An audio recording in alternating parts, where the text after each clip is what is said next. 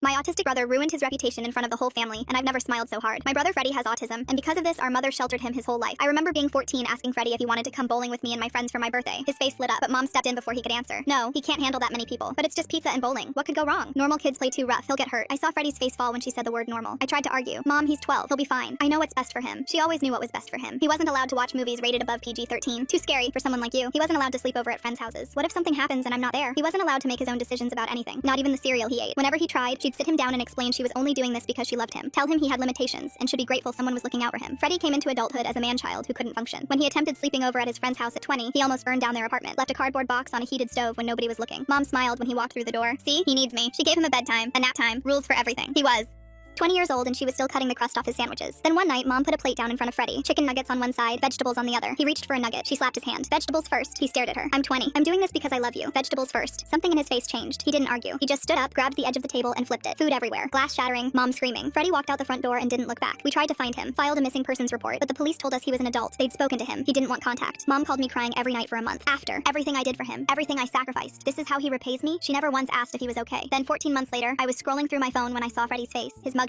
He'd held up a 7-Eleven at gunpoint. He wanted Skittles and didn't have money. 5 years in prison. I called Mom to tell her. Well, this is what happens when he doesn't have me. I hope he's happy now. She didn't visit him. Not once. Nobody heard from him for 10 years. Then last Christmas, an email appeared in my inbox from Freddie. I'm sorry for everything. Prison changed me. I want to make things right. Can I host Christmas Eve this year? Please give me one chance. I showed it to my sister. We decided to give him a shot. When Mom found out, her whole demeanor changed. She seemed so excited. The morning of Christmas Eve, she called me. I'm wearing my white dress. The nice one. Okay? I just want to look good when I see him. She paused. I also printed out some resources. Group homes, assisted living facilities, just in case he needs help getting back on his feet. She couldn't wait to be proven right. We pulled up to his apartment complex. It wasn't fancy, but it was clean, well kept. We walked up to his door. I knocked. A woman answered. Mid-30s. Warm smile. You must be his sisters. I'm Diane. Come in. Come in. The apartment smelled like garlic and rosemary. Freddie came around the corner wearing an apron. He smiled and hugged us. Took our jackets. Led us to the dining table. Honey glazed ham, mashed potatoes, green beans with almonds. Diane pointed at each dish. Freddie made these. Mom's face was frozen. She sat down slowly. Didn't say a word. Halfway through dinner, she finally spoke. So Freddie, how are you affording all this? He smiled. I work at a furniture warehouse. Started part-time. Now I'm floor manager. And they just gave you that position? Diane cut in. He earned it. He's the hardest worker there. Mom looked at Diane, then back at Freddie. She went quiet. A few minutes later, Mom tried again. You know, I brought some pamphlets, group homes, resources, just in case you need. I'm okay, Mom, but thank you. He said it so calmly. No anger, no resentment, just peace. That's when I noticed my sister's face change. Her eyes went wide. Her hand went to her throat. She tried to cough, but nothing came out. She stood up, knocking her chair backward. She was choking. Everyone froze. Mom just sat there, staring, not moving. The woman who spent 20 years preventing every possible danger didn't know what to do when one actually happened. But Freddie was already moving. He got behind my sister, wrapped his arms around her midsection, and pulled. A piece of ham flew out of her mouth, sailed across the table, and landed directly on Mom's white dress. Red grease splattered across the fabric. My sister gasped for air. Diane rushed over to help her sit down. Mom looked at her dress. This was $300. The room went silent. My sister was still catching her breath, tears running down her face, and Mom was looking at a stain. My sister spoke first, still breathing heavy. He just saved my life. Your daughter was choking to death. He's the only one who moved. And you're upset about a dress? Mom didn't say anything. Freddie walked over to her, calm. I'll pay for the dry cleaning.